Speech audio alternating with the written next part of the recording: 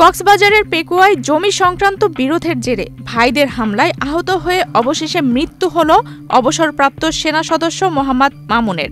24 মে শনিবার মধ্যরাতে পেকুয়া উপজেলা স্বাস্থ্য কমপ্লেক্সে চিকিৎসাধীন অবস্থায় তিনি মারা যান। নিহত মোহাম্মদ মামুন উপজেলার উজানটিয়া ইউনিয়নের ষাটদুনিয়া পাড়ার বাসিন্দা এবং মৃত আমির হামজার ছেলে। তিনি সেনাবাহিনীতে সার্জেন্ট পদে কর্মরত ছিলেন।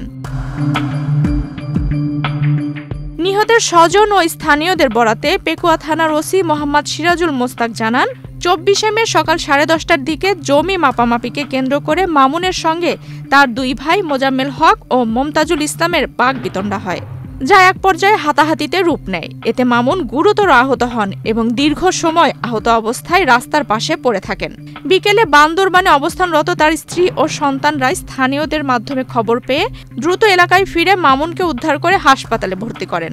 সন্ধ্যায় তিনি কিছুটা সুস্থ হলে বাড়িতে নেওয়া হয়। তবে রাতে তার শারীরিক অবস্থার অবনতি হলে আবারও হাসপাতালে ভর্তি করা হয়। সেখানেই তিনি মারা যান।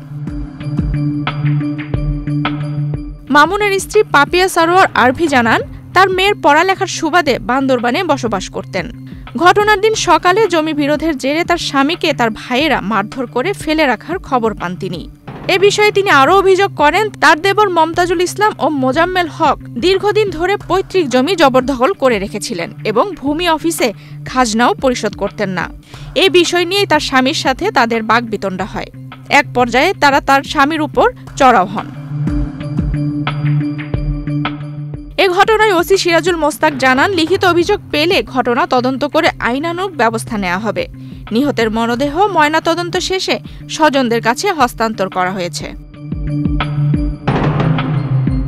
আফসানা রিপা, বাংলাদেশ প্রতিদিন।